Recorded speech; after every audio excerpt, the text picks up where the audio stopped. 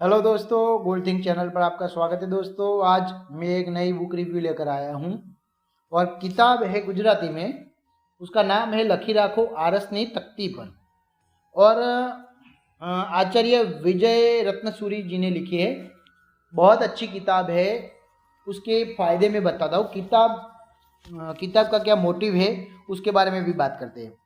जो किताब है आरस की तख्ती यानी कि मान लीजिए कि कुछ लाइनें ऐसी होती है जो जिंदगी में कभी भी चेंज नहीं होती, तो ऐसी चीज़ों को हम आरस की तख्ती पर भी लिख सकते हैं। क्या है कि आरस की तख्ती पर लिखा हुआ कभी मिटता नहीं है। तो हमें जीवन में अमुक कुछ बातें ऐसी होती है जिसको आरस की तख्ती पर भी लिख दें ना, तो भी उसमें परिवर्तन नहीं आएगा। अब ऐसी क्या बात हो गई इस किताब में, तो मैं आपको बताता हूँ। आजकल परिवार में क्या होता है, परिवार में बेटा बड़ा होता है, उसकी शादी होती है। शादी होने के बाद नई बहू घर में आती है और उसके बाद ये सास बहू वाली सीरियल हम देखते ही है, तो आपको पता चल गया होगा कि क्या होगा। ज़्यादातर घर में कुछ न कुछ प्रॉब्लम स्टार्ट हो जाते हैं। तो वो प्रॉब्लम के बारे में इस किताब में है कि किताब में एक कैरेक्टर है जो शिष्य है और दूसरा कैरेक्टर है जो गुरु है। शिष्य बहुत परेशान है। क्यों? क्योंकि वो अपने घर में अपने माता पिता से परेशान हैं।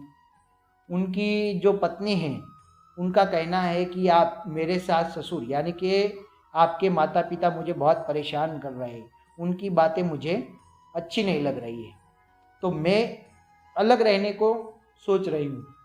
अरे उसमें भी कोई दिक्कत नहीं, लेकिन जो बात है, जो बेटा है वो इतना कंटाल जाता है कि वो अपने माता पिता को वृद्धाश्रम में रखने को तैयार हो जाता है।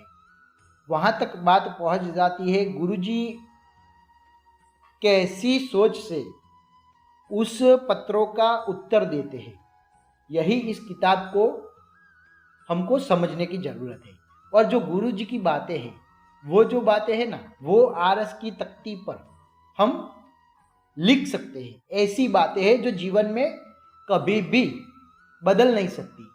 तो उसके बारे में ये किताब है।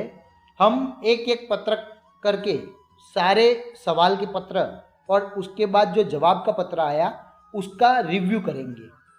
और उस रिव्यू के माध्यम से मैं आपको भी कुछ मैसेज देना चाहता हूँ कि जीवन में कुछ चीज़ें ऐसी होती हैं जो हमको उसमें समाधान करना पड़ता है। समझ गए? और समाधान भी क्यों करना पड़ता है? आज हम करेंगे तो कल हमारे बच्चे करेंगे। जैसा वर्तन हमारा वैसा वर्तन पिछली पीढ़ी का। तो उसके लिए ये बुक रिव्यू है।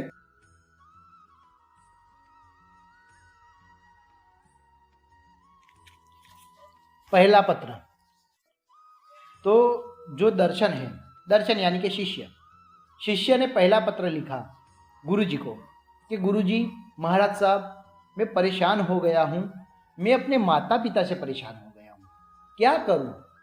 कुछ समझ नहीं आ रहा, क्योंकि मेरे माता पिता का जन्म बैलगाड़ी के युग में हुआ था और मेरी पत्नी का जन्म वो कंप्यूटर के युग के है। तो अब क्या हो? दोनों के जो विचार है वो मैच नहीं हो रहे हैं। हमारे घर में छोटी छोटी बातों पे झगड़े होते रहते हैं। क्यों? क्योंकि मेरे पिताजी और मेरी माताजी बात बात में सलाह दे रहे हैं, बात बात में हम दोनों को टोक रहे हैं। हम कहीं बाहर जाते हैं तो वो हमको पूछ लेते हैं कि भाई कहाँ जा रहा है, क्यों जा रहा है, कैसे जा रहा है। एक दिन हम बाहर खाने को जा रहे हैं तो उसके बारे में ये नहीं खाते, वो नहीं खाते, ऐसा नहीं करते, वैसा नहीं करते। तो महाराज साहब, मैं बहुत परेशान हो गया हूँ मेरी माँ से और मेरे पिताजी से। और क्या है, एक बार चलो मैं अपनी माता पिता की बात, मैं उनकी संतान हूँ, उनका लहू हूँ, तो मैं तो चलो उनकी बातों का बुरा नहीं मानूंगा। लेकिन जो मेरी पत्नी है वो तो इतना इन लोगों से परेशान हो गई है कि बात बात पे मायके चली जाने का जिद करती है। और मैं तो ये कहता हूँ कि बुढ़ापे में इंसान को क्या चाहिए? अच्छा सा खाना, अच्छा रहने के लिए और उनकी दवाइयाँ। मैं सब इंतज़ाम करने के लिए तैयार हूँ, लेकिन इन दोनों का मुंह बंद रहना चाहिए, वो चुप रहने चाहिए। और इसी कारण से मैं परेशान हूँ। तो मैं अब सोच रहा हूँ कि उनसे अलग हो जाऊँ और मैं उनको वृद्धाश्रम में भी भेजने का सोच रहा हूँ। अब आप ही बताइए कि मैं क्या करूँ।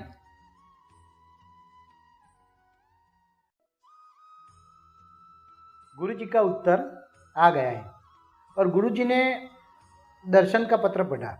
तो पढ़ने के बाद गुरु जी ने उत्तर लिखा कि दर्शन, तुम उन लोगों में से तो नहीं हो। तुम्हारे पत्र पर से मुझे इतना तो पता चल गया कि तुम कम बुद्धि वाले नहीं हो।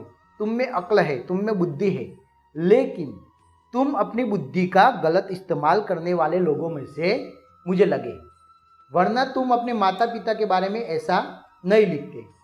गुरु जी ने बताया कि चलो जन्म के बाद के जो लाड़ प्यार है ना, उसे हम छोड़ देते हैं, लेकिन जन्म के वक्त उसकी बात का हम करते हैं कि मैंने माना कि तुम्हारे माता पिता में बुद्धि नहीं है, अक्ल नहीं है, उनमें जरा सी भी बुद्धि नहीं है, लेकिन जब तू पैदा हुआ था तो क्या बुद्धि तुझमें थी? अगर कौआ तेरे सर पे बैठकर अपनी चांच से तेरी आंख फोड़ देता तो क्या तू उस वक्त तुझमें उतनी अकल थी कि उस कौए को तुम हटा सको, उड़ा सको? इतनी शक्ति और इतनी बुद्धि थी? नहीं थी तुझमें भी। माना कि तुम्हारी माता पिता बैलगाड़ी के जमाने के हैं, लेकिन उन्होंने जितना सहकर तुम्हें जन्म दिया ना, तो अभी मैं तुझे उतना कहना चाहूँगा कि तुम सिर्फ अपनी पत्नी को इतना बता दो कि माता और पिता के जो स्वभाव है उसको निभा ले। क्योंकि मैं तुझे बताना चाहूँगा कि तुम सिर्फ 9 दिन तक एक किताब लीजिए, ऐसी किताब ले, और किताब लेकर किताब को 9 दिन तक कहीं पर छोड़नी नहीं है, तुम्हें अपने हाथ में ही रखनी है और पूरा दिन प्रसन्नता से घूमना है।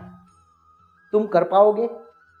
अगर जवाब तुम्हारा ना है तो मैं तुझे बताना चाहता हूँ कि 9 महीने तक तुम्हारी माँ ने तुझे अपनी कोख में रखा। अरे तुम्हें कोख में तो रखा, लेकिन उसने उसको तीखा खाना पसंद था, फिर भी उसने छोड़ दिया। क्यों? क्योंकि तुझे हानि ना हो। उसको तेज चलने की आदत थी, लेकिन वो उसने अपनी आदत भी बदल दी।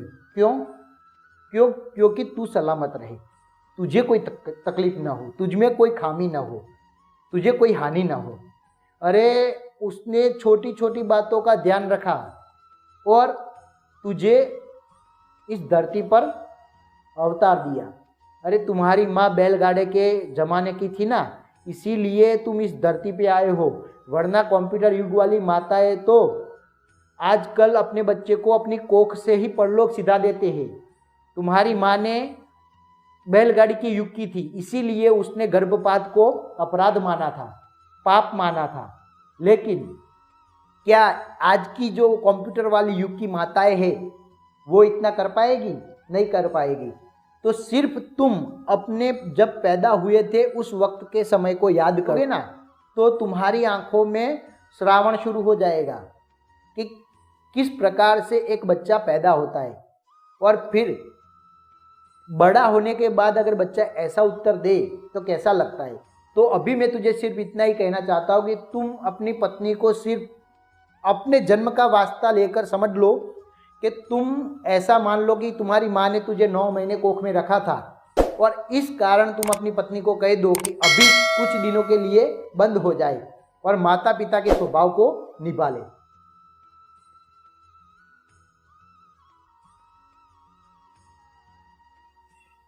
दर्शन, गुरु जी का दूसरा पत्र आता है दर्शन के पास, और उसमें लिखा हुआ होता है कि मैं तुझे दूसरा पत्र अभी भेज रहा हूँ और उसे पढ़ो। तुमने मेरा पहला पत्र एकदम गंभीरता से पढ़ा होगा और मैं अब दूसरा पत्र तुम्हें लिखने जा रहा हूँ। मैं तुम्हें बताता हूँ कि इंसान को सुख पसंद है, लेकिन इंसान को जिसने सुख दिया उसके बदले में वो उसी इंसान को दुख देता है। जिसके ऊपर उसने एहसान किया, जिन्होंने उस व्यक्ति के ऊपर एहसान किया, उस व्यक्ति के ऊपर वो एहसान फरामोश बन जाता है। सबको लेना पसंद है, देना किसी को पसंद नहीं है। प्रेम के स्थान पर चातुर्य ने ले लिया है। प्रेम जो होता है, दया होती है, जो भाव होता है इंसान के अंदर का, जो भाव होता है, उसके स्थान पर बुद्धि और चातुर्य ने स्थान ले लिया है। और इसी कारण से आज इंसान गुलाम होता चला जाता है अपनी दिमाग से, और किसी को कुछ भी देने को तैयार नहीं है। सबके पास से उसे लेना है, लेकिन देना उसको जरा भी पसंद नहीं है। मैं तुम्हें बताता हूँ कि इन चीज़ों को, चातुर्य को और ऐसी ऐसी चीज़ों को तुम जल्द से जल्द अपने दिमाग से निकाल सको तो निकाल दो बेटा। तुम ये मानते होगे कि तुम अभी सुखी हो, तुम इतने पढ़े लिखे हो, ये तो तुम मानते हो ना, तुम जीवन में एक सफल इंसान हो, ऐसे अरे गहरे इंसान नहीं हो, इतना तो तुम मानते हो ना। तो तुम ये भी जान लो कि तुम अभी जिस स्थान पे हो ना, वो स्थान पर सिर्फ इसीलिए हो कि तुम्हारी माता ने गर्भपात नहीं करवाया था। अगर तुम्हारी माँ ने उस वक्त गर्भपात करवा लिया होगा तो तुम अभी बैठकर मुझे ये फरियाद नहीं करते होंगे कि गुरुजी मेरी माँ ने ऐसा किया, गुरुजी मेरे पिता ने ऐसा किया। अगर उन्होंने तुम्हें जन्म ही नहीं दिया होता तो तुम उनकी फरियाद कर सकते थे? नहीं कर सकते थे। इसीलिए मैं आज तुझे एक कहानी भी सुनाता हूँ कि एक 30 साल का लड़का है, उसकी शादी होती है। शादी होने के बाद उसे सेम तुम्हारे जैसा प्रॉब्लम आता है, और वो अपने माता पिता को, उसके पिता नहीं होते, उसके पिता बहुत पहले ये दुनिया छोड़कर चले जाते हैं और उसकी सिर्फ माता अकेली रह जाती है। तो वो अपनी माता को वृद्धाश्रम में छोड़ के आता है, और कुछ दिनों के बाद वृद्धाश्रम में अचानक उसकी माँ सो रही होती है और अचानक उसकी आंखें खुल जाती है और वो अपने पलंग पर बैठ जाती है। पलंग पर बैठने के बाद उसे याद आता है कि उसने उसके बेटे के लिए कितना कुछ किया था, लेकिन फिर भी उसके बेटे से उसे मिला क्या? सिर्फ और सिर्फ ये वृद्धाश्रम। तो क्या होता है, उसकी माँ रात के आधी रात में, रात के 1-2 बजे वो हिबक हिबक कर रोने लगती है। रोने के बाद क्या होता है, उसे शांत कराने वाला कोई नहीं था, तो वो अपने आप ही शांत हो जाती है। शांत होने के बाद वो अपना चेहरा पानी से धो देती है और फिर पलंग पर बैठ जाती है। अचानक उसकी नज़र तारीख और घड़ी पे जाती है, तो उसकी आंखों में चमक आ जाती है। क्यों? क्योंकि बराबर ठीक 30 साल पहले उसकी माँ ने इसी समय पे बच्चे को जन्म दिया था, उसके बेटे को, उसके अपने लाल को जन्म दिया था, जो प्यार से लाल बुलाती थी अपने बेटे को। तो उसकी आंखों में चमक आ जाती है कि वाह, इसी समय पे मैंने अपने लाल को जन्म दिया था। तो माँ होती है, प्यार का महासागर होती है, वो बिल्कुल रोक नहीं पाती अपने आप को और टेलीफोन के पास जाती है और वो अपने बेटे को फ़ोन लगाती है। जैसे ही फ़ोन उनका बेटा उठाता है तो बोलता है कि हेलो। तो वो कहती है कि बेटा मैं तुम्हारी माँ बोल रही हूँ। तो लड़का बोलता है हाँ बोलो, क्या काम है?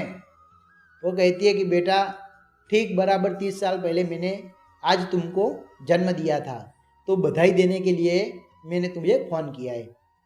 अरे ये बधाई तुम कल भी दे सकती थी, सुबह आधी रात को फ़ोन करने की क्या ज़रूरत थी? तुझे पता है मेरी नींद बिगाड़ दी तुमने। बेटा उतना कहता है।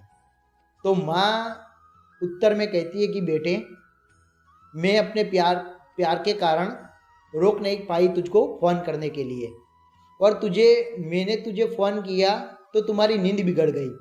तुझे पता है उस रात क्या हुआ था? उस रात मैंने तुझे इस वक्त जन्म दिया ना, तो मैं पूरी रात सो नहीं पाई थी और माँ रोने लगती है और रोकर फ़ोन रख देती है। गुरुजी दर्शन को बताते हैं कि वृद्धाश्रम वाली माँ को अपनी माँ समझ ले, और उसके बाद तुम सोच कि अगर तेरी माँ के साथ ऐसा होगा तो।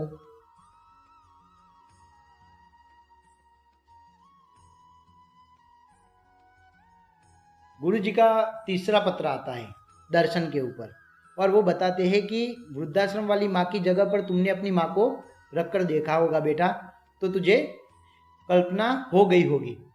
मैं तुझे सिर्फ अब उसके बारे में बात करूँगा कि तुम्हारे जन्म के बाद तुम्हारे माता पिता ने क्या किया तुम्हारे लिए, आज उसके बारे में हम बात करेंगे। तुम उस वक्त को याद करो जब तुम छोटे थे और तुम्हारे माता पिता तुझको अपने हीरो लगते थे, वो तुम्हारे ऊपर प्राण न्यौछावर कर रहे थे। उस बात को स्मृति में लाओ, उस बात को याद करो। उस बात को अगर तुम सही में याद करोगे ना, तो तुम अलग होने का निर्णय बदल दोगे बेटा। एक माली होता है जो बीज डालता है, बीज डालने के बाद जो अंकुर फूटता है, और सही में जो अंकुर होता है ना, उसकी इतनी देखभाल करनी पड़ती है कि उसके बिना वो पेड़ बन नहीं सकता।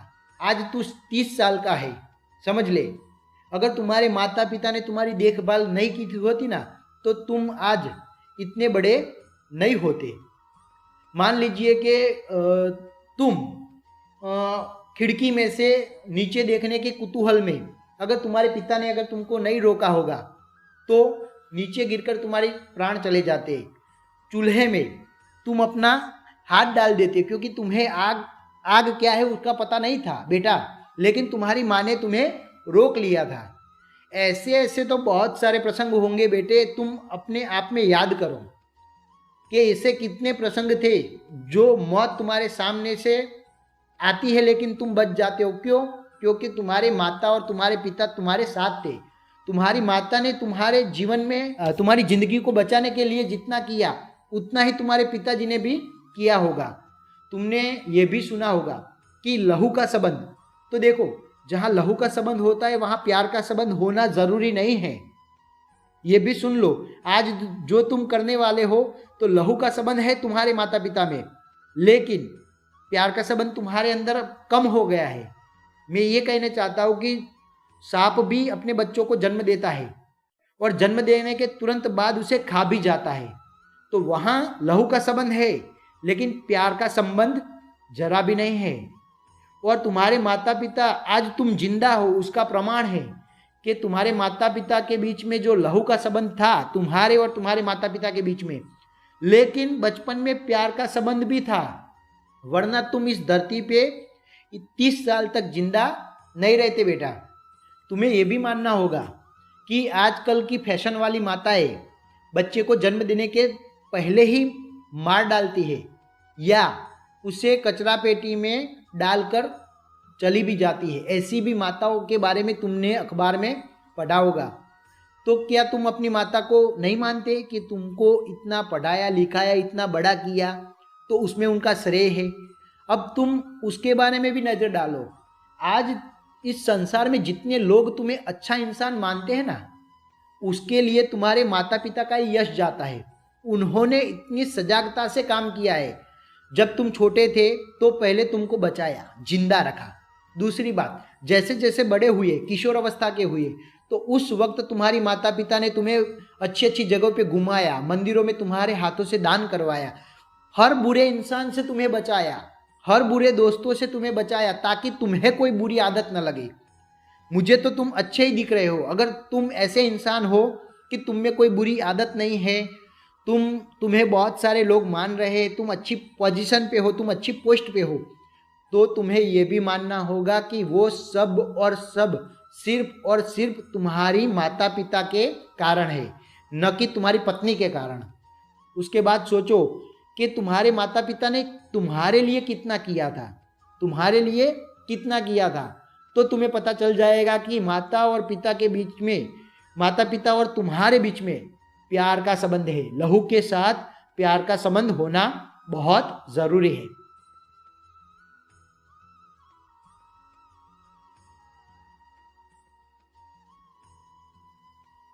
बेटा दर्शन, महाराज साहब का चौथा पत्र आता है और चौथा पत्र आता है, उसमें लिखा हुआ होता है कि बेटा दर्शन, तुम अगर ऐसा सोचते होगे कि महाराज साहब ने एक प्रश्न के उत्तर में 4-4 खत लिख लिए, लेकिन मेरी बात सुनने की कोई उन्होंने आगे की कार्यवाही नहीं की और मुझे सुनने के लिए वो मुझे बुलाते भी नहीं हैं, लेकिन बेटा मैं तुझे अभी इतना ही कहना चाहता हूँ कि मैं तुझे भी सुनूंगा, तुम्हारी पूरी बात को सुनूंगा, तुम्हारे आक्रोश के पीछे जो दर्द छुपा हुआ है उसके बारे में भी जानूंगा।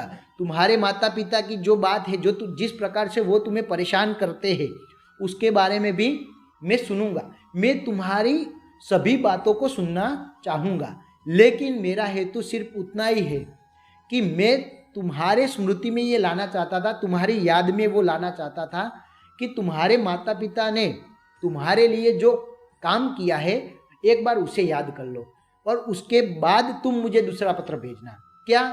क्योंकि मुझे उतना तो अच्छा लगता ही है कि एक बार अगर तुमने वो बातें याद कर ली, अपने जन्म के बाद की बातें याद कर ली, अपनी पिछली बातों को याद कर लिया, अपने बचपन की बातों को याद कर लिया, तो मुझे ऐसा लगता है कि इतनी बातों को याद करोगे तो तुम्हारे माता पिता के उतने सारे उपकार होंगे कि तुम अलग होने का जो निर्णय कर रहे हो ना, वो शायद तुम छोड़ दो।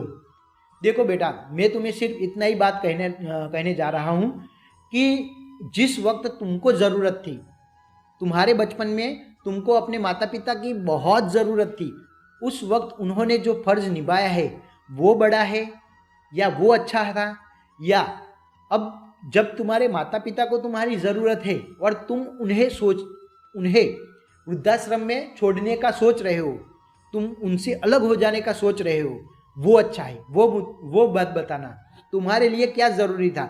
जब तुम छोटे थे तो तुम्हारी ज़रूरियातों को पूरे करने वाले माता पिता अच्छे थे, या अभी उनके पास से तुम्हें कुछ मिलने वाला नहीं है, लेकिन अब उनको तुम्हारी ज़रूरत है, तो उस वक्त जो तुम कर रहे हो वो अच्छा है?